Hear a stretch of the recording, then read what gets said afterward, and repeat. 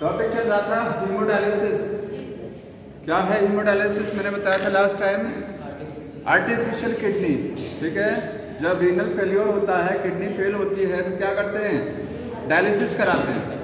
इस प्रोसेस को बोलते हैं हीमोडायलिसिस। हीमो मीन्स ब्लड की डायलिसिस। ठीक है, कैसे करते हैं? इसमें जो मशीन होती है, जो डायलिसिस मशीन होती है, उसके अंदर क्या होता है वो समझना है। ये हीमोडायलाइजर बोला जाता है। मशीन को क्या बोलते हैं? हीमोडायलाइजर। उसके अंदर ट्यूब्स लगी होती हैं। ये देखिए, मैंने बताया था क्या लगी होती हैं? ट्यूब्स। और ये ट्यूब्स इनको बोलते हैं सीलोफेन ट्यूब्स। ये मतलब कि आपको समझाने के लिए ऐसा बनाया जा रहा है। ठीक है, सीलोफेन ट्यूब्स हैं। सीलोफेन ट्यूब्स किस मटेरियल की बनी होती है? सेलुलोज का सेलुलोज। ठीक है, ये सब सेलुलोज की बनी होती है। अब यहीं शुरू करना तो किडनी फेलियर से शुरू करना था कि हाँ इसकी वजह से इसका हेल्प लेते हैं उसमें। अरे किडनी फेलियर में समस्या क्या है? किडनी फेलियर में बता दे रहा हूँ, कुछ नहीं है, सुन लीजिए। किडनी फेलियर का मतलब किडनी जब वर्क नहीं कर रही है, कोई भी समस्या हो गई है। ठीक है, जितने आपने किडनी से संबंधित डिसऑर्डर बताया था लास्ट टाइम, वो किडनी के डिसऑर्डर थे। अगर ऐसे हो रहे हैं तो किडनी फेलियर है, वर्क नहीं कर रही है। समझ में आया? मैंने डिसऑर्डर लास्ट टाइम बता दिया था आपको। अब किडनी फेलियर है तो इसको करेक्ट करने का तरीका क्या है? तो या तो किडनी नॉर्मल दूसरे पर्सन की लगाई जाए और या तो हीमोडायलिसिस कराया जाए। किडनी फेलियर का अच्छा सुन ले, वहीं से शुरू कीजिए, वहीं से बता रहा हूँ। यूरेनिया बताइए क्या है? मैंने लिखा था यूरेनिया। अगर आपके ब्लड में यूरिया की कंसंट्रेशन बढ़ जाती है, इसको क्या बोलते हैं? यूरेनिया। ठीक है, ग्लाइकोसूरिया क्या है? ग्लाइकोसूरिया। डायबिटीज के केस में यूरिन में ग्लूकोज पास आउट होने लग जाता है, इसको बोलते हैं ग्लाइकोसूरिया। ठीक है, और इसके बाद में पॉलीयूरिया क्या है? पॉलीयूरिया मीन्स बार बार यूरिनेशन होना, एक्सेस से बहुत ज्यादा यूरिन बनना। ये सारी समस्याएं किडनी फेलियर जो है, ये जो है किडनी काम नहीं कर रही है, इसलिए फेल हो गई है। समझ में? इसको करेक्ट करने के लिए इसको यूज किया जा रहा है। अब समझ में आए? तो इसमें सेलुलोज की बनी हुई ट्यूब्स होती हैं, इनको सीलोफेन ट्यूब्स बोला जाता है। ये क्या होती हैं? सेमी परमेबल, मतलब ये कुछ मटेरियल को आने जाने देंगे। ठीक है, यहाँ ये हैंड है, ये हैंड है। ठीक है, हाथ में आर्टरी होती है और क्या है? वेन। किडनी का, आर्टिफिशियल किडनी का में ब्लड अगर भेजना है तो ब्लड भेजेंगे किससे? आर्टरी की मदद से। रीनल आर्टरी नहीं बोलेंगे उसे। ठीक है, आर्टरी से भेजेंगे। इसमें जो ब्लड भेजा जाएगा वो आर्टरी की मदद से भेजा जाएगा। समझ रहे हैं ना? जी सर। जब ब्लड भेजेंगे तो ब्लड के साथ क्या किया जाएगा? टेम्परेचर उसका डाउन कर देंगे, ब्लड का 0 डिग्री सेंटीग्रेड। लो टेम्परेचर क्यों कर देते हैं? क्योंकि बॉडी से बाहर ब्लड निकाल रहे हैं हम, और जैसे ब्लड निकलेगा वो क्लॉट करने की कोशिश करेगा, जमेगा ब्लड। उसको रोकने के लिए टेम्परेचर क्या कर दिया? डाउन है, वो क्लॉट नहीं करेगा। साथ में एक चीज और मिला दिया इसमें, हिपेरिन। क्या मिला दिया? हिपेरिन। दोनों चीजें ब्लड को क्लॉट होने से रोकेंगी। ठीक है, क्योंकि बॉडी से बाहर निकाला जा रहा है, किडनी में भेजा जा रहा है आर्टिफिशियल किडनी मशीन में। इसके बाद जब ये ब्लड यहाँ जाएगा तो ट्यूब से होता हुआ जाएगा, यही ब्लड क्या हो जाएगा? Filter, purified. कैसे होता है बता रहे हैं। इसके बाद जब ब्लड प्यूरिफाई हो जाएगा तो बॉडी में इसको वापस भेज देंगे ट्यूब के रास्ते। किसमें भेजेंगे? वेन में। कहाँ भेजा जाएगा ब्लड? ये वेन में। जब ब्लड को वापस भेजेंगे तो टेम्परेचर हमने 0 किया था, तो 0 डिग्री सेंटीग्रेड टेम्परेचर का ब्लड बॉडी में नहीं भेजा जाएगा, 37 डिग्री करके भेजेंगे। क्योंकि 0 डिग्री जाएगा तो ठंडा ब्लड चला जाएगा। टेम्परेचर बॉडी का नॉर्मल 37 होता है, उस पर ब्लड को टेम्परेचर 37 दे दिया जाएगा। कहाँ जम जाएगा? फ्रीज नहीं करा रहे हम ना, फ्रीज नहीं करा रहे, टेम्परेचर लो किया जा रहा है। साथ में हिपेरिन जो मिलाया था आपने, जो हिपेरिन मिलाया था, इसको भी तो खत्म करना है। तो एंटी हिपेरिन का ट्रीटमेंट देंगे। क्या देंगे? Anti heparin. ये हेपेरिन में आया था, इसको खत्म करने के लिए एंटी हेपेरिन। अब ब्लड प्यूरिफाई हो गया और एकदम बॉडी में भेज दिया गया। यहाँ समझना है कि आपके ब्लड से इम्प्योरिटीज बाहर कैसे निकलती हैं, अशुद्धियाँ बाहर कैसे निकलती हैं ब्लड से। इसमें जो सॉल्यूशन भरा जाता है आर्टिफिशियल किडनी मशीन में, इसको बोलते हैं डायलाइजिंग सॉल्यूशन। क्या बोलते हैं? डायलाइजिंग मशीन जो होती है आर्टिफिशियल किडनी, उसमें क्या करते हैं? एक सॉल्यूशन भरते हैं, ठीक है। उस सॉल्यूशन का नाम क्या है? Dialysing solution. ये solution time to time replace भी करना पड़ेगा। टाइम टू टाइम क्या करना पड़ेगा? रिप्लेस, क्योंकि सारी अशुद्धियां ब्लड की जो यहाँ ब्लड आगे चल रहा है, इसमें सारी इम्प्योरिटीज अशुद्धियां यहीं बाहर निकलेंगी, इकट्ठी हो जाएगी। तो इसको हमको बार बार temporary time to time change करना पड़ेगा। समझ में आ रहा है? इस सॉल्यूशन में क्या होता है? ध्यान सुनिए, इस ट्यूब के रास्ते की जो ट्यूब है, इसमें जो ब्लड चल रहा है, इसमें छोटे छोटे क्या हैं? पोर्स हैं। इस ट्यूब में छोटे छोटे पोर्स हैं। इसमें से ब्लड का आरबीसी है, डब्ल्यूबीसी, प्लेटलेट बाहर नहीं जा सकता, वो ट्यूब में ही रहेगा। समझ में आ रहा है? तो वो बाहर नहीं जाएगा। क्या बाहर जाएगा? इसमें से प्लाज्मा बाहर जा सकता है। प्लाज्मा ट्यूब से बाहर निकल करके टैंक में आ सकता आएगा, ठीक है। हमारा मकसद क्या है? इसमें से हमको क्या निकालना है ब्लड से? आर्टिफिशियल किडनी डायलिसिस जब कराई जाती है तो ब्लड से क्या निकालते हैं? ब्लड से अशुद्धियां निकालेंगे। अशुद्धियां का मतलब यूरिया निकालेंगे। जो चीज यूरिन में है उसी को निकालना है। यूरिक एसिड अगर है तो उसको रिलीज कराएंगे, कुछ सॉल्ट्स हैं उनको, और कुछ आयंस, यही तो यूरिन में होता है। और क्या होता है? थोड़ा सा वाटर भी है, ठीक है। ये चीजें तो जैसे भी इसमें ये सारी चीजें हमने जो सॉल्यूशन लिया था, इस सॉल्यूशन में हम क्या मिलाएंगे? ये सॉल्यूशन मैंने बताया था आइसोटोनिक होता है। क्या है? Isotonic to blood plasma. ये समझ रहे हैं? जो चीज आपके ब्लड में है वो सारी चीजें सॉल्यूशन में भर दी जाएंगी, जो कुछ आपके ब्लड में है। प्लाज्मा का कंपोजिशन सबको पता है। प्लाज्मा में क्या क्या होता है? पता है ना? ब्लड के प्लाज्मा में क्या क्या होता है? प्रोटीन्स होती हैं, कार्बोहाइड्रेट है, ग्लूकोज है, विटामिन है, लिपिड, सब कुछ होता है, मिनरल्स हैं, वो सब यहाँ भर दिए जाएंगे। इसमें प्लाज्मा इसमें जो सॉल्यूशन है वो सब मिक्स कर दिया जाएगा और मिक्स किया जाएगा। साथ में लिखा मैंने आइसोटोनिक। आइसोटोनिक का मतलब जितनी ग्लूकोज की कंसंट्रेशन यहाँ है उतनी बाहर। जो प्लाज्मा में जो भी चीजें जितनी कंसंट्रेशन में होती हैं मात्रा में, उतनी ही मात्रा बाहर भी रखी जाएगी। क्या चीज छोड़ करके? यूरिया। आप इस सॉल्यूशन में वो चीज नहीं रखेंगे जो आपको बॉडी से बाहर निकलवाना है। क्या निकालना है? ब्लड से आपको बाहर निकालना है, यूरिया निकालना है, यूरिक एसिड।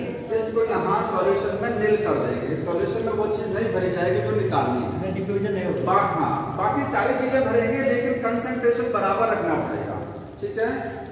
ब्लड की कंसंट्रेशन के बराबर करना पड़ेगा वो यहाँ पर जो सॉल्यूशन बनाया जाएगा। समझ में आया?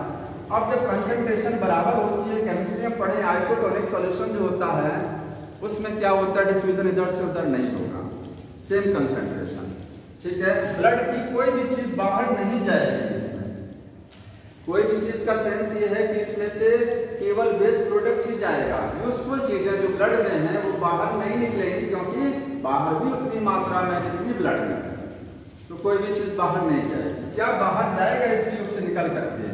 वो चीज जाएगी जिसको आपने यहाँ नील किया है। नील किया इसमें ये नहीं रखा है, और आपके ब्लड में ये चीजें हैं। इसमें यूरिया भी है, यूरिक एसिड भी है, क्या नहीं है?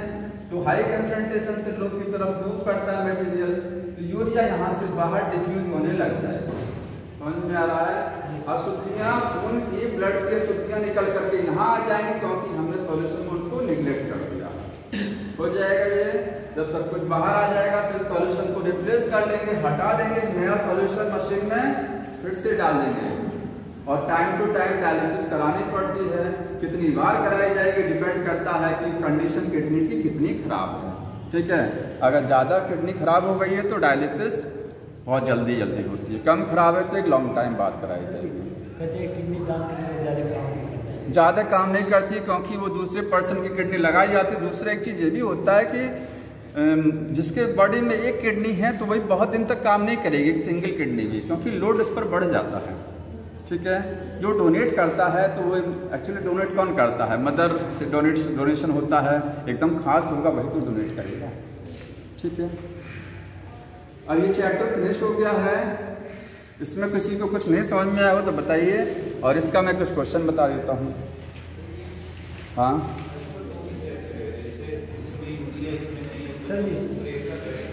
हाँ, क्या कह रहे हैं?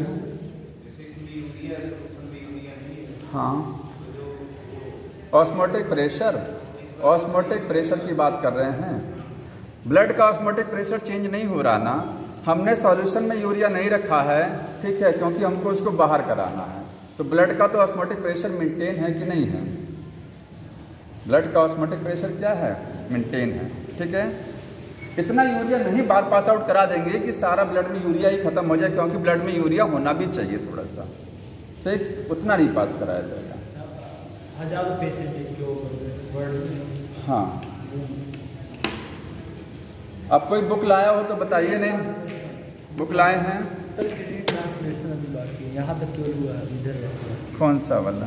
इधर वाला किडनी। एक चीज समझ लीजिए, लास्ट में 2-4 लाइनें लिखी किडनी ट्रांसप्लांटेशन। तो किडनी ट्रांसप्लांटेशन क्या है? एक दूसरे पर्सन की किडनी, एक अफेक्टेड पर्सन जिसमें किडनी फेलियर हो गया है उसकी बॉडी में लगा देना, एक किडनी ट्रांसप्लांटेशन है। इसके लिए सबसे पहले टिश्यू ब्लड मैच कराया जाता है और टिश्यू मैच कराया जाता है, समझते हैं ना? टिश्यू मैच कराए जाते हैं। हर पर्सन की किडनी दूसरे को नहीं लगा सकते हैं, ब्लड मैच होना चाहिए, साथ में टिश्यू, अदरवाइज किडनी रिजेक्शन हो जाएगा। जिसकी बॉडी में वो किडनी लगाई जाएगी वो उसकी बॉडी उसको रिजेक्ट कर देगी, एक्सेप्ट नहीं करेगा, काम नहीं करेगा। हाँ, साइज एक ही होता है, ऐसा कुछ नहीं है, छोड़ पोजीशन ऊपर नीचे होती है। लेफ्ट इधर वाली जो कि लिवर होता है जिस साइड में वो नीचे होती है, और इधर वाली थोड़ी सी ऊपर होती है, थोड़ा, ठीक है, बाकी कोई अंतर नहीं है। बुक लाया है कोई? हाँ, रीनल कैलकुली। देखिए एक और वर्ड लिखा, रीनल कैलकुली। किडनी में स्टोन का बनना, क्या बनना? स्टोन, जिसको आप पथरी बोलते हैं, वो क्या है? रीनल कैलकुली है। क्यों बनता है पथरी? Crystals of calcium oxalate. पथरी जो होती है किस चीज का क्रिस्टल है? कैल्शियम ऑक्जेलेट का क्रिस्टल है। ठीक है,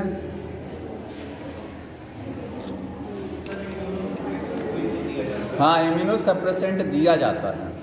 ध्यान से सुनिए, जब किसी पर्सन की बॉडी में दूसरे का ऑर्गन लगाया जाता है तो उस पर्सन से हमको किसी दूसरे का ऑर्गन लगाया गया है तो हमारी बॉडी का इम्यून सिस्टम हाइपर ना हो जाए, उसको रोकने के लिए इम्यूनो सप्रेसेंट देते हैं ताकि इम्यून सिस्टम सप्रेस रहे। समझ में आया? बता दिया था मैंने, बताया था ना, ग्लोमेरुलोनेफ्राइटिस बताया था लास्ट टाइम, बता दिया था मैंने। और कुछ क्वेश्चन बताया जाए? लाए हैं? किसी के पास बुक हो तो लाइए, नहीं हमारे पास है क्वेश्चन, बोलिए लाइए। लास्ट ईयर का क्वेश्चन बता देते हैं कुछ, बुक निकाल।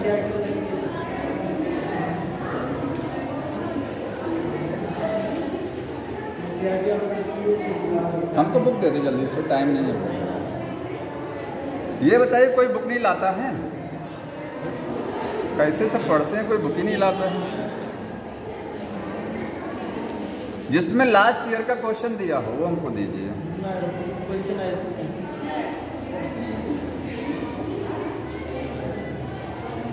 लास्ट ईयर वाला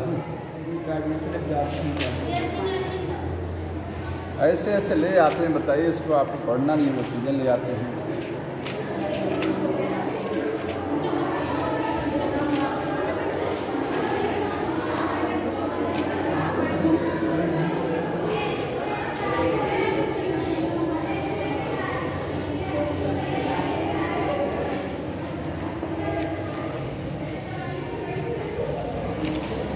नहीं है किसी के पास? हाँ, मोबाइल से तो बताएंगे, अगर हो तो बुक ज़्यादा सही रहती है ना, मोबाइल में तो है ही है।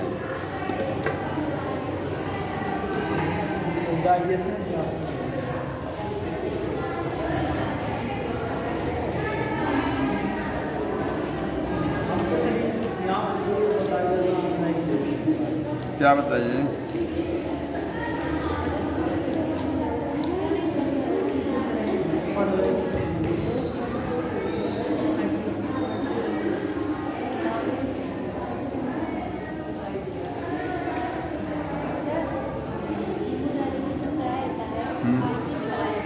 किससे? हाँ, आर्टरी। देखिए, आर्टरी तो रीनल आर्टरी तो वो होती है जो किडनी को ब्लड ले जाती है, ठीक है। किडनी को जो ब्लड ले जा रही है वो रीनल आर्टरी है। समझ में आया?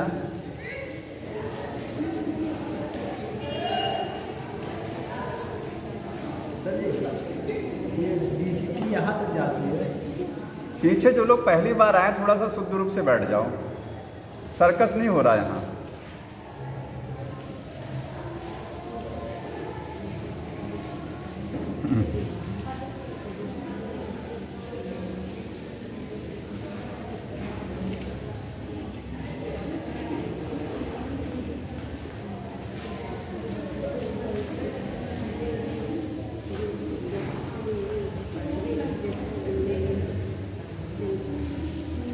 हाँ, क्या कह रहे हैं बताइए जल्दी से आप।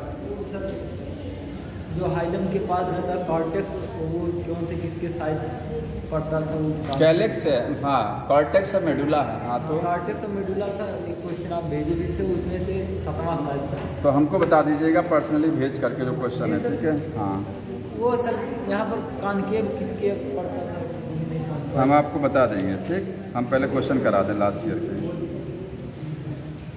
देखिए, ध्यान सुनिए, लास्ट ईयर का कुछ क्वेश्चन है, ठीक है। एक क्वेश्चन है रीजन असर्शन का है।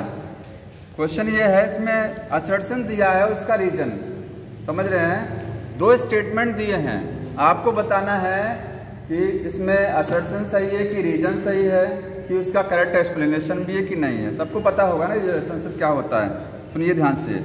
Nephrons are of 2 types, cortical and juxtamedullary based on their relative position in the cortex and medulla। Hindi में सेंस ये है कि नेफ्रॉन 2 प्रकार के होते हैं, किसके बेसिस? कॉर्टिकल होते हैं और जक्स्टामेडुलरी। किसके बेसिस पर हैं 2 प्रकार के? ये कॉर्टेक्स और मेडुला में इनकी पोजीशन क्या है, इसके आधार पर नेफ्रॉन 2 प्रकार के होते हैं। सही है लाइन कि नहीं सही है? सही है, ठीक है। इसका रीजन देखिए, juxtamedullary nephrons have short loop of Henle where the cortical nephron have long loop of Henle। ये गलत स्टेटमेंट ही है पूरा। तो पहला वाला जो लाइन सही है और उसका रीजन गलत है, ठीक है। वो लाइन ही पूरी तरीके से गलत है, तो इसमें ये सही होगा। दूसरा ध्यान सुनिए, ये लास्ट इस साल का था 2023। अगला सुनिए, which of the following statement are correct. इसको ध्यान से सुनिएगा, ठीक है। पहला स्टेटमेंट है, excessive loss of body fluid from the body switch off the osmoreceptor. अगर बॉडी से बहुत ज़्यादा ब्लड लॉस हो जाता है, बॉडी फ्लूइड का लॉस हो जाता है, ठीक है, तो हमारी बॉडी के जो ऑस्मोरिसेप्टर हैं वो स्विच ऑफ हो जाते हैं। ऑस्मोरिसेप्टर्स स्विच ऑफ हो जाते हैं कि नहीं हो जाते हैं?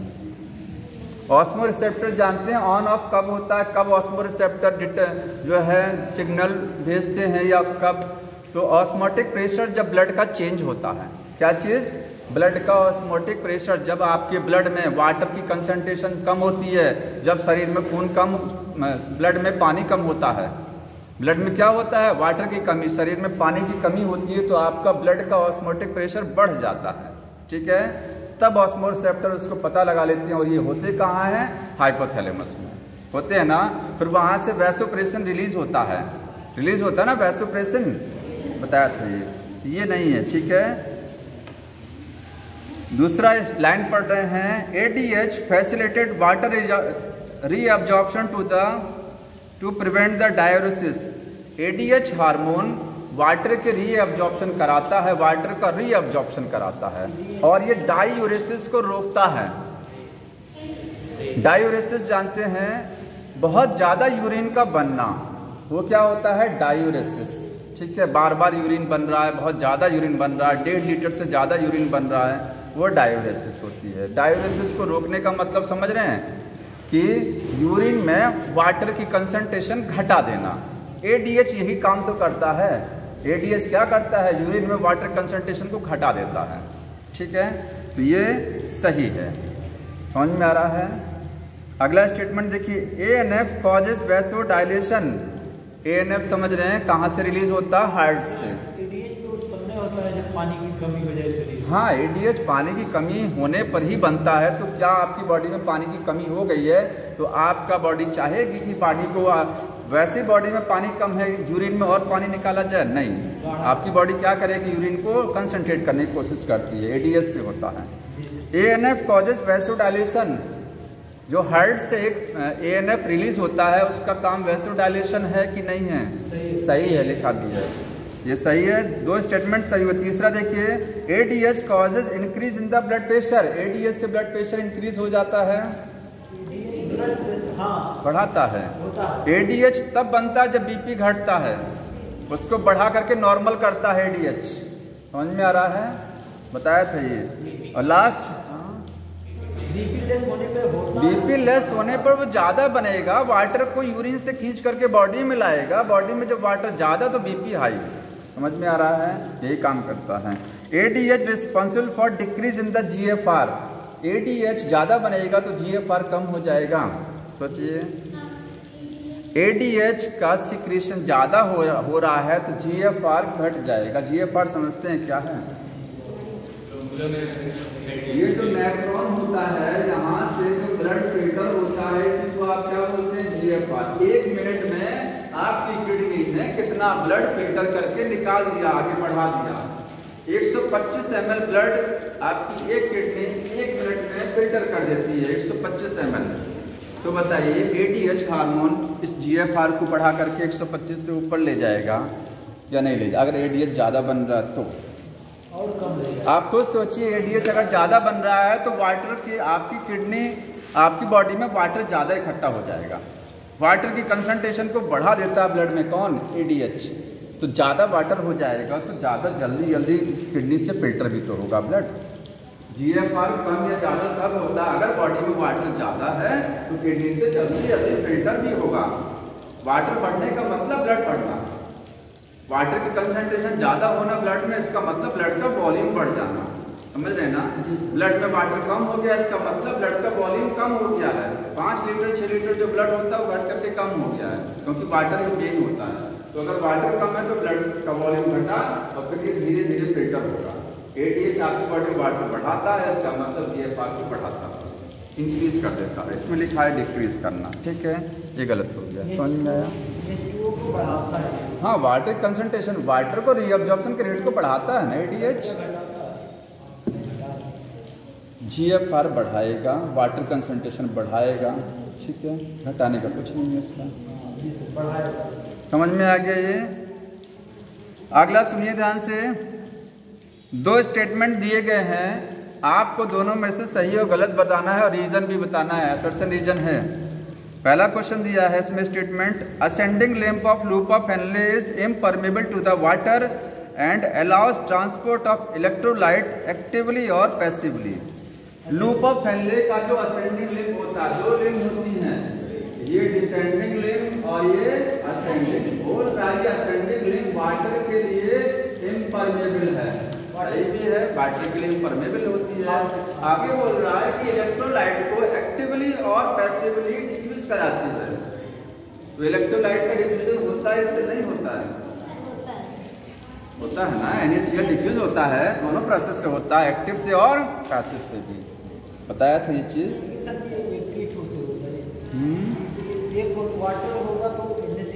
हाँ, तो इसमें वाटर का डिफ्यूजन नहीं होता है, सेंडिंग आर्म से वाटर नहीं निकलता है, उससे आपके NaCl रिलीज होगा, इलेक्ट्रोलाइट निकलेंगे, वो एक्टिव से भी निकलेंगे और पैसिव से भी। आ रहा है ना? एक ही चीज जाएगा। ये स्टेटमेंट सही है। अगला देखिए, इसमें रीजन इसका, dilution of filtrate takes place due to the efflux of electrolytes in the medullary fluid. बोल रहा है dilution of filtrate takes place due to the efflux of electrolyte in the medullary fluid. यहाँ से जब electrolyte जो है बाहर निकलते हैं, इलेक्ट्रोलाइट बाहर जा रहे हैं ना, सोडियम क्लोराइड इस आर्म से जा रहा बाहर, जब सोडियम क्लोराइड का इफ्लक्स होता है, इफ्लक्स समझते हैं, 2 वर्ड होता है, एक होता है इफ्लक्स और दूसरा क्या होता है इफ्लक्स। इफ्लक्स का मतलब बाहर जाना, इफ्लक्स का मतलब अंदर आना। इससे जब सोडियम क्लोराइड का इफ्लक्स होगा तो ये जो यहाँ पर फिल्ट्रेट है डाइल्यूट होगा कि नहीं होगा? जो ऊपर फिल्ट्रेट जा रहा है सड़ने कार में वो डाइल्यूट होगा कि नहीं होगा? डाइल्यूट क्यों नहीं होगा जी? डाइल्यूट ही तो होता है। सड़ने कार में पड़ती क्या है? फिल्ट्रेट को डाइल्यूट कर दिया, नमक को बाहर कर दिया, सोडियम क्लोराइड निकाल करके बाहर कर दिया, बच्चा क्या उसमें इलेक्ट्रोलाइट को बाहर कर दी उसने ना। धीरे धीरे जितना फिल्ट्रेट ऊपर जाएगा उतना ही डाइल्यूट होता जाएगा। ये वाली यार कंसंट्रेट करती है, ये क्या करती है? डाइल्यूट। और कैसे डाइल्यूट होता है? सोडियम क्लोराइड का इफ्लेक्स होता है जब। समझ रहे हैं? आ रहा समझ में? जी सर। तो ये दोनों सही है, इसका करेक्ट रीजन भी है, रीजन भी सही है इसका। अगला सुनिए, arrange the event of rennin angiotensin mechanism in the correct sequence. अभी आप लोग बताएंगे, मैं शॉर्ट फॉर्म में बोर्ड पे लिख रहा हूँ। रास के द्वारा होता है। हाँ, रास मैकेनिज्म दिमाग में रख लीजिए। आपको सीक्वेंस अरेंज करनी है कि रास सिस्टम में पहले क्या होता है, देन क्या होता है। ठीक है, तो देखिए मैं शॉर्ट फॉर्म में लिख रहा हूँ, activation of G cells and release of renin। जी सर। कौन सा पहले होगा इसमें? मैं ये लिख दे रहा हूँ इसको। ये देखिए, एंजियोटेंसिन सेकंड से एल्डोस्टेरोन रिलीज होता है। एल्डोस्टेरोन को रिलीज को इसकी वजह से एल्डोस्टेरोन रिलीज होता है। ये भी होता है क्योंकि आपको सीक्वेंस लगाने हैं। Reabsorption of sodium plus and water from DCT। लाइनें सब सही है, केवल आपको सीक्वेंस लगानी है। और एंजियोटेंसिनोजन is converted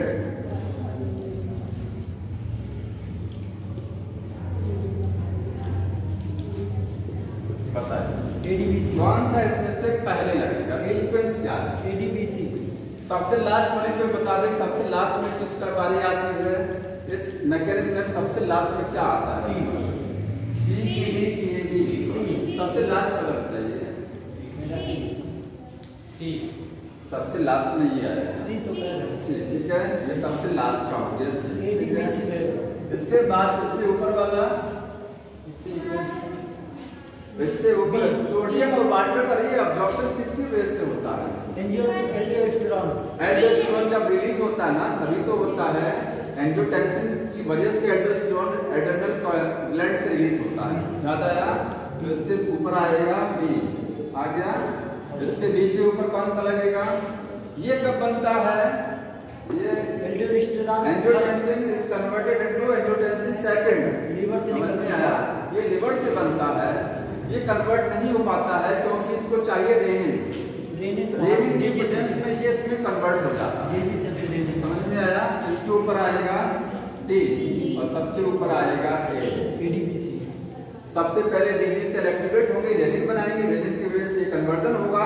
कन्वर्जन हो जाएगा तो क्या होगा? ये एंजियोटेंसिन सेकंड जब बन जाएगा तो इसको एक्टिवेट करा देगा, इसकी वजह से ये DCT से एब्जॉर्ब हो जाएगा।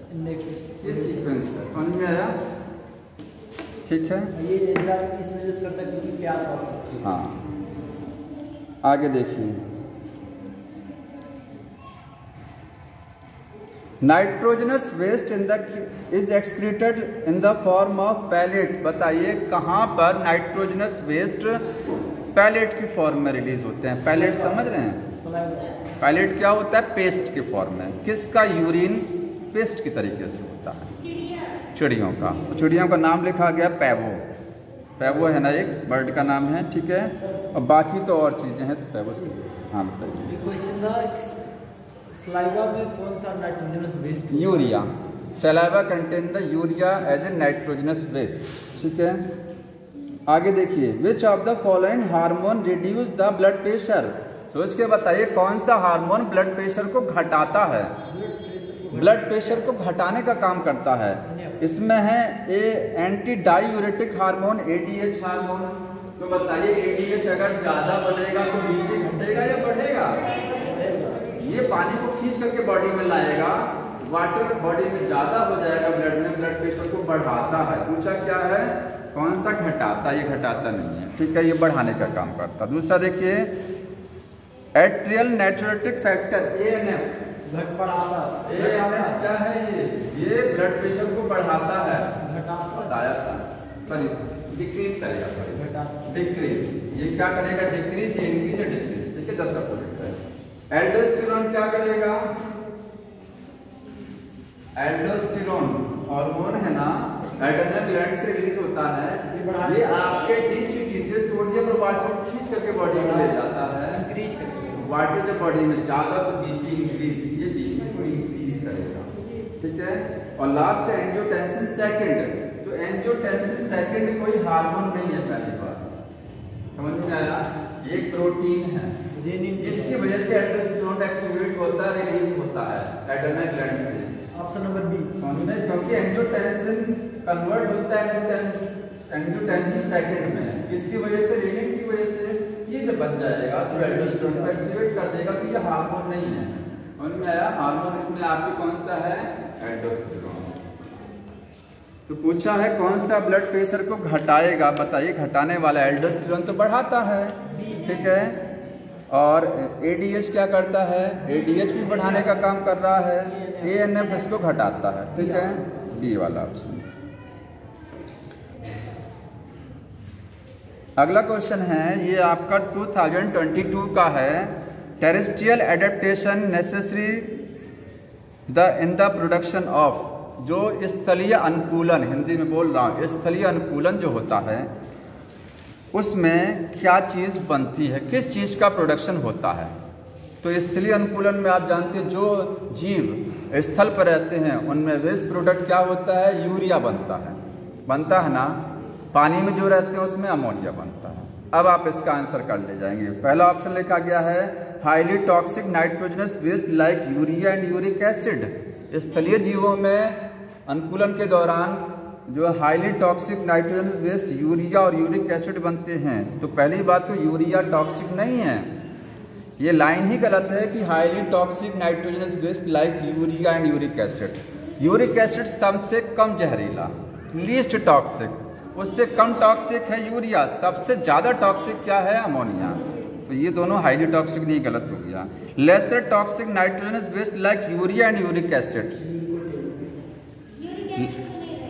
यूरिक एसिड थोड़ा सा बनता है ह्यूमन में, यूरिन में थोड़ा सा यूरिक एसिड आता है, लेकिन मोस्ट चीज़ें टेरेस्ट्रियल में यूरिया होता है। आगे देख लीजिए। हाँ, अगला है lesser nitrogenous waste like ammonia and urea.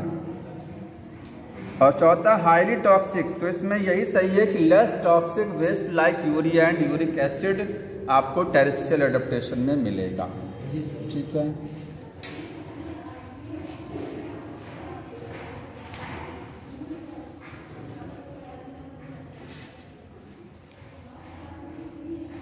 एक क्वेश्चन और देखिए, आपको करेक्ट स्टेटमेंट बताना है, सही। पहला स्टेटमेंट है angiotensin second activate the cortex of adrenal gland to release the aldosterone. Angiotensin second की वजह से एड्रेनल ग्लैंड जो होती है वो एल्डोस्टेरोन रिलीज कराती है। एंजियोटेंसिन सेकंड की वजह से आपकी एड्रेनल ग्लैंड एल्डोस्टेरोन बनाती है, ये सही है ना, लिखा भी है। करेक्ट पूछा, यही करेक्ट भी है, लेकिन एक से ज़्यादा करेक्ट करना। दूसरा सुनिए, aldosterone leads to the increase in the blood pressure. Aldosterone blood pressure को बढ़ाता है, सही है। वाटर ये ऑब्जर्व कराएगा तो वाटर ज़्यादा तो बीपी थोड़ा हाई हो जाएगा। ANF act as check on renin angiotensin mechanism. जो एएनएफ फैक्टर होता है वो रास सिस्टम को चेक कर देता है, रोक देता है। रास सिस्टम क्या करता है? बीपी बढ़ाता है ना। आपका एएनएफ फैक्टर बीपी को घटा देगा, जस्ट अपोजिट है, उसको रोक, चेक करने का मतलब उसको रोक देता है, रास सिस्टम को चेक कर देता है, सही है, ठीक है। समझ में आ रहा है।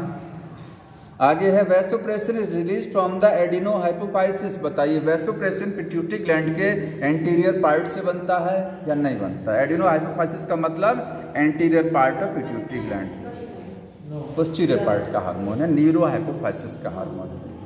ये पिट्यूटरी ग्लैंड के पोस्टीरियर पार्ट का हार्मोन है। उससे दो ही हार्मोन बनते हैं, ऑक्सीटोसिन और वैसोप्रेसिन, और कोई तीसरा हार्मोन नहीं बनता। समझ में आया? ये लास्ट वाला गलत हो गया। ABC जिसमें हुआ सही। हाँ, पहला दूसरा तीसरा सही। एक और इसमें स्टेटमेंट था ADH कॉजेज वैसोडाइलेशन। ADH से वैसोडाइलेशन होता नहीं, ADH से वैसोडाइलेशन नहीं होता। ठीक है, वैसोप्रेसिन तो इसमें मैंने बता दिया D वाला गलत है, जो ADH वैसोडाइलेशन करा रहा है ये रॉन्ग हो गया।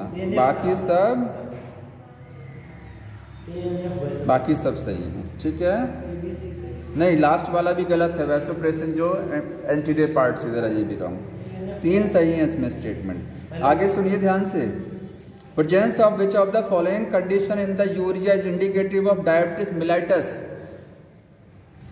यूरिन में क्या चीज ऐसी पास हो रही है जो कि सिम्टम है किसका? डायबिटीज का। कैसे पहचानेंगे आप डायबिटीज हुआ? यूरिन को देख करके। तो इसमें लिख रहा है कि अगर यूरिन में आपकी बॉडी में अगर यूरेमिया या रीनल कैलिकुली हुआ है तो वो डायबिटीज का सिम्टम है। यूरेमिया और रीनल कैलिकुली मतलब किडनी का स्टोन बन गया है और बॉडी में आपके यूरिया ज़्यादा हो गया है, तो क्या ये सिम्टम डायबिटीज मिलाइटिस का है या उसका कारण है? तो नहीं है। कीटोनूरिया और ग्लाइकोसूरिया है तो डायबिटीज मिलाइटिस का सिम्टम है। कीटोनूरिया भी है। कीटोन बॉडी जो आती हैं किसमें? यूरिन में पास होती हैं। ठीक है, वो आपके किसमें? डायबिटीज केस में भी पास होती हैं। बुक में पढ़िएगा, लाइन लिखा है। ठीक है, यही सही है इसमें। यही स्टेटमेंट एक सही है कि ग्लाइकोसूरिया और कीटोनूरिया ये इंडिकेशन है किसका? डायबिटीज का। कीटोनूरिया लिखा हुआ है, बुक में पढ़िएगा, लाइन लिखा है। समझ में आया? अगला सुनिए। Which of the following would help in the prevention of diuresis. कैसे डायूरेसिस को रोका जा सकता है? डायूरेसिस का मतलब बॉडी में आपके पानी की कमी होना, मैक्सिमम वाटर यूरिन के रास्ते बाहर हो जाना, यही होता है डायूरेसिस। फ्रीक्वेंट यूरिनेशन, बार बार यूरिनेशन होना, बार बार टॉयलेट जाना, डायूरेसिस। ये होता है ADH की कमी से। अगर ADH कम बन रहा है तो बॉडी में वाटर को रिटर्न कराने वाला हार्मोन आपका कम हो रहा है। इसका मतलब बॉडी में वाटर रिटर्न नहीं होगा, वाटर आपके यूरिन में पास आउट होता चला जाएगा। यूरिन का आउटपुट बढ़ जाएगा, 1.5 लीटर से ज़्यादा यूरिन पर डे बनेगा। समझ में आया? क्वेश्चन था विच of the following prevent the diuresis. इस डायूरेसिस को कौन रोकता है कि ज़्यादा यूरिन ना बने? इसको रोकने का काम ADH करता है। एंटी डायूरेटिक हार्मोन यही तो है। ऑप्शन सुनिए। Reabsorption of the sodium and water from the renal tubule due to the aldosterone. अगर एल्डोस्टेरोन जो DCT पार्ट है वहाँ से सोडियम और वाटर का रीअब्जॉर्प्शन बढ़ जा रहा है एल्डोस्टेरोन की वजह से, तो ये डायूरेसिस को रोक सकता है। देखिए, अगर जो एल्डोस्टेरोन हार्मोन है वो क्या करता है? बॉडी में आपके वाटर की कंसंट्रेशन को मेंटेन कर देता है, ब्लड प्रेशर को बढ़ा देता है। ठीक है, बताया था ना, एल्डोस्टेरोन यही काम करता है। हाँ, ठीक। और दूसरा इसमें एक स्टेटमेंट दिया है कि more water reabsorption due to the under secretion of the ADH। ADH के कम सिक्रीशन से वाटर का रीअब्जॉर्प्शन बढ़ जाएगा और डायूरेसिस रुक जाएगी। ये तो गलत है। ADH का सिक्रीशन कम होगा तो डायूरेसिस और बढ़ जाएगी, क्योंकि ADH तो वाटर को खींच रहा है। ये गलत हुआ। ठीक है, तीसरा सुनिए। ANF causes the vaso constriction. ये तो लाइन ही गलत है। ANF वैसो डायलेटर होता है, ब्लड वेसल्स को कॉन्ट्रैक्ट नहीं करता, वो डायलेट कराता है। अगला स्टेटमेंट सुनिए। Decrease in the secretion of renin by the JG cell. अगर रेनिन का सिक्रीशन घट जाएगा तो क्या डायूरेसिस रोकी जा सकती है? रेनिन का क्या करने से? रेनिन का सिक्रीशन अगर घट जाएगा, सोचिए अगर रेनिन कम बन रहा है तो समस्या क्या आएगी? अगर रेनिन कम बन रहा है तो ये एल्डोस्टेरोन कम बनेगा, एल्डोस्टेरोन क्या हो जाएगा, घट जाएगा। एल्डोस्टेरोन घटा तो बॉडी में सोडियम और वाटर का रीअब्जॉर्प्शन क्या हो जाएगा, कम। ब्लड प्रेशर लो हो जाएगा, ब्लड प्रेशर तुरंत लो, बॉडी में वाटर की कंसंट्रेशन कम, ज़्यादातर वाटर कहाँ चला गया, यूरिन में चला जाएगा। ठीक है, तो ये डायूरेसिस को रोकने का काम नहीं कर रहा, उसको बढ़ावा दे रहा है, ये उसको बढ़ावा दे रहा है। ठीक है, तो किससे रुकेगा, डायूरेसिस रुकेगा, ये जो एल्डोस्टेरोन जब ज़्यादा बनेगा तब। एडीएच नहीं, एडीएच से भी सही होता है, एडीएच ज़्यादा बनेगा, डायूरेसिस रुकेगी। लेकिन इसमें जो स्टेटमेंट दिया था ऑप्शन कि more water reabsorption due to the less secretion of ADH, ये आपका लाइन ही तो गलत है। अगर इसकी जगह उसने लिखा होता है एडीएच ज़्यादा बन रहा है तो डायूरेसिस रुक जाएगी तो सही था यहाँ तक, लेकिन वो बोल रहा है एडीएच कम बनेगा, ये तो गलत हुआ। तो आंसर हुआ पहला वाला सही कि ज़्यादा एल्डोस्टेरोन बनेगा, वाटर बॉडी में ज़्यादा रीअब्जॉर्ब होगा। ठीक है, तो वाटर कंसंट्रेशन मेंटेन रहेगी तो यूरिन में वाटर कम जाएगा। समझ रहे हैं? कुछ बच्चों को समझ में नहीं आता होगा, चेहरे से पता लगा आ रहा है थोड़ा थोड़ा। हाँ, मुझे पता है ना, वो चेहरे से पता लगा लेते हैं। ठीक है, ये हो गया। एक आध क्वेश्चन और बता देते हैं, देख लीजिए।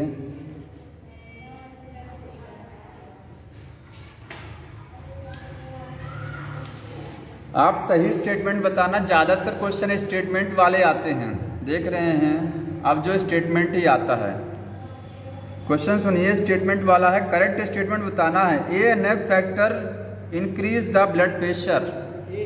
एएनएफ जो हार्ट से बनता है वो ब्लड प्रेशर को बढ़ाता है, बढ़ाता नहीं है, वो घटाता है, वैसोडाइलेशन करता है। ठीक है, दूसरा है angiotensin second is the powerful vasodilator. Angiotensin second जो है वो पावरफुल वैसोडाइलेटर है, तो डायलेटर नहीं है, वो कॉन्स्ट्रिक्टर है, बताया था। देखिए, अगर नहीं आ रहा है तो कॉपी खोलिए। एंजियोटेंसिन सेकंड पे 3 एरो मैंने लगाया था। एक को बोला था कि वो हाइपोथैलेमस पर जा करके प्यास को बढ़ा देता, थर्स्ट को इंक्रीज कर देगा। दूसरा बोला था मैंने कि ब्लड वेसल को क्या कर देगा, सिकोड़ देगा, और बीपी को बढ़ा देगा। डीसीटी वाला छोड़ दीजिए। ब्लड वेसल्स जब आपकी खून की नलिकाएं सिकुड़ जाएंगी तो नॉर्मली ब्लड प्रेशर बढ़ ही जाएगा, क्योंकि ब्लड को पास होने के लिए जगह कम मिलेगी तो फोर्स ज़्यादा लगाएगा ब्लड वेसल्स पर। और ब्लड वेसल्स जब डायलेट हो जाती हैं तो ब्लड बड़े आराम से टहलते घूमते जाएगा तो बीपी लो हो जाएगा। समझ रहे हैं? तो ये एएनएफ, ये जो एंजियोटेंसिन क्या करता है, ये पावरफुल वैसो कॉन्स्ट्रिक्टर है, डायलेटर नहीं है। कॉन्स्ट्रिक्टर होगा तभी बीपी बढ़ाएगा। समझ में आया? करेक्ट पूछा है। अगला इसमें स्टेटमेंट सुनिए, counter current pattern of blood flow is not observe in the वासा रेक्टा। बोल रहा है काउंटर करंट मैकेनिज्म वासा रेक्टा में काम नहीं करती है। हमने कहा था काउंटर करंट पर जो क्वेश्चन आएगा आपको उसका आंसर मिल जाएगा। देखिए, वासा रेक्टा में काम करती है ना, वासा रेक्टा में 2 आर्म उसमें भी होती हैं, एक असेंडिंग और डिसेंडिंग, काम करता है। ठीक है, गलत हुआ। Reduction in the GFR activate the JG cell to release the renin. इसको ध्यान से सुनिए। अगर GFR समझ रहे हैं ना, ये आपके नेफ्रॉन में इस कैप्सूल के अंदर किस रेट से ब्लड फिल्टर हो रहा है, इसी को क्या बोलते हैं, GFR। 1 मिनट में 125 ml आपकी एक किडनी ब्लड को फिल्टर कर देती है। अगर ये GFR कम होता है तो किडनी ब्लड को कम फिल्टर करेगी। तो बोल रहा है कि GFR जो कम होगा, फिर से पढ़ ले रहे हैं, reduction in the GFR activate the JG cell. अगर ये GFR कम हो गया, GFR क्या हो गया, कम, तो JG सेल जो होंगी वो एक्टिवेट हो जाएंगी और रेनिन का प्रोडक्शन बढ़ा देंगी। ये सही है गलत? GFR कोई बताएगा कम कैसे होगा? किडनी से ब्लड फिल्टर हो रहा है। एक होता है कि जब ज़्यादा प्रेशर से ब्लड आएगा किडनी में तो तेज़ी से फिल्टर भी होगा। बहुत ज़्यादा ब्लड प्रेशर रहता है तो किडनी खराब हो जाती है, बोलते किडनी खराब हो जाती है। क्यों? तो किडनी पर प्रेशर बहुत ज़्यादा पड़ जाता है, फिल्टर होता है। ठीक है, तो अगर यहाँ ब्लड थोड़ा सा ज़्यादा स्पीड से अगर आ रहा है तो जल्दी फिल्टर होगा तो GFR बढ़ेगा ना, बढ़ेगा। ये किडनी से ब्लड जल्दी फिल्टर कैसे होगा? जब प्रेशर थोड़ा सा ज़्यादा लगेगा। ज़्यादा कब लगेगा? जब ब्लड में पानी ज़्यादा होगा, जब ब्लड का वॉल्यूम ज़्यादा होगा या तो ब्लड प्रेशर ज़्यादा होगा। ठीक है, तभी तो GFR बढ़ेगा। तो उसको बढ़ाने का काम कौन करता है? अब इसमें ऑप्शन सुनिए, लिखा है इसी में आगे कि रेनिन अगर ज़्यादा बनेगा तो ये बढ़ेगा, रेनिन ज़्यादा बनेगा, एल्डोस्टेरोन ज़्यादा बनेगा, एल्डोस्टेरोन ज़्यादा बनेगा तो वाटर DCT से वाटर का रीअब्जॉर्प्शन बढ़ जाएगा, आपकी बॉडी में वाटर कंसंट्रेशन बढ़ जाएगी। वाटर बढ़ने का मतलब GFR का बढ़ना, ये लाइन सही है। आया समझ में? ये सही है ये लाइन में। एल्डोस्टेरोन बढ़ेगा तो reabsorption of the electrolyte of water बढ़ जाएगा और वाटर कंसंट्रेशन बढ़ जाएगी, डायूरेसिस रुक जाता है। लेकिन GFR घट रहा ना, GFR बोल रहा है कि अगर GFR घटा है तो क्या चीज़ एक्टिवेट हो जाएगी? रास सिस्टम एक्टिवेट हो जाएगा, तुरंत एक्टिवेट हो जाएगा ना, क्योंकि मैंने बताया था ब्लड का ऑस्मोटिक प्रेशर घट गया, ब्लड का वॉल्यूम अगर घट गया तो ये रास सिस्टम एक्टिवेट तभी तो होता है, जेजी सेल तभी तो एक्टिवेट होती हैं, तो GFR तब उसमें भी तो घटता है। विच of the following factor is responsible formation of the concentrated urine? बताइए, यूरिन को कंसंट्रेट करने के लिए कौन सा फैक्टर रिस्पॉन्सिबल है जिसकी वजह से यूरिन गाढ़ा हो जाता है, कंसंट्रेट हो जाता है, मतलब वाटर कम हो जाता है। आपने पढ़ रखा है यूरिन में वाटर कैसे घटता है, ठीक है? कौन सा फैक्टर रिस्पॉन्सिबल है? तो नीचे ध्यान से, hydrostatic pressure during the GFR। जब ग्लोमेरुलस फिल्ट्रेशन हो रहा है तो यहाँ जो हाइड्रोस्टैटिक प्रेशर है उसकी वजह से क्या होगा? कंसंट्रेटेड यूरिन बनेगा। ज़्यादा हाइड्रोस्टैटिक प्रेशर लग रहा है तो ज़्यादा कंसंट्रेटेड यूरिन बनेगा, ठीक है? सुनिए ध्यान से। दूसरा, low level of the anti diuretic hormone, अगर ADH हार्मोन कम हो गया तो यूरिन कंसंट्रेट बनेगा, ये तो गलत है। ADH कम, यूरिन में वाटर ज़्यादा, यूरिन डाइल्यूट, ठीक है? ये गलत हुआ। Maintaining hyper osmolarity towards the inner medullary interstitium in the kidney, ये सही है। लास्ट वाला में पढ़ते हैं, इसको मैं समझा रहा हूँ, ये सही है। Secretion of the erythropoietin bye the JG complex, ये भी गलत है। एरिथ्रोपोइटिन का कोई मतलब, एरिथ्रोपोइटिन ब्लड फॉर्मेशन को इंड्यूस करता है। किडनी आपकी एक काम और करती है, बताया था मैंने, क्या करती है? RBC के प्रोडक्शन को बढ़ाती है। जिसकी किडनी खराब हो जाती है उसके में ब्लड कम बनता है, वो पर्सन कमज़ोर होता चला जाता है। कभी देखिए किसी पर्सन को किडनी फेलियर हुआ है तो उसकी बॉडी में ब्लड कम बनता है। क्यों कम बनता है? क्योंकि किडनी से एक हार्मोन रिलीज होता है, एरिथ्रोपोइटिन हार्मोन, जो क्या करता है आपकी बॉडी में ब्लड फॉर्मेशन को बढ़ाता है। समझ में आया?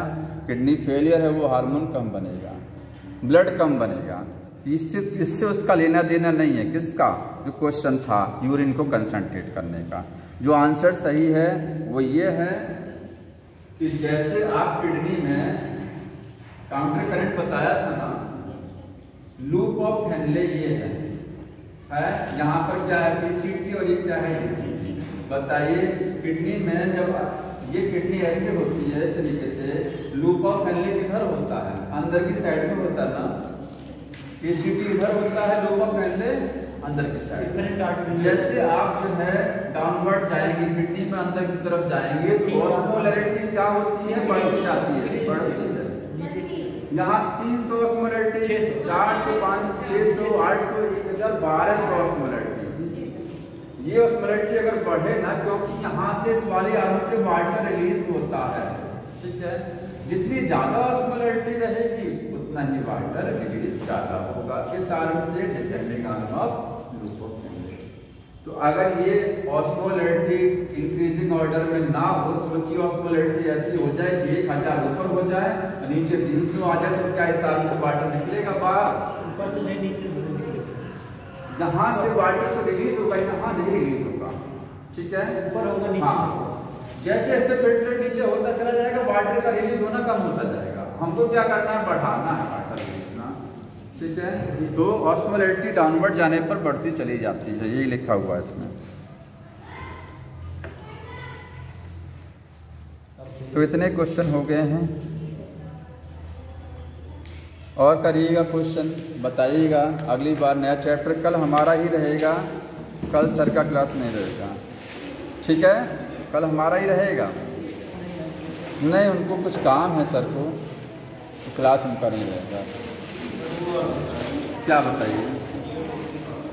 आ जाओ यहाँ आ जाइए, लाइए बता दें, इसको ऑफ कर दीजिए,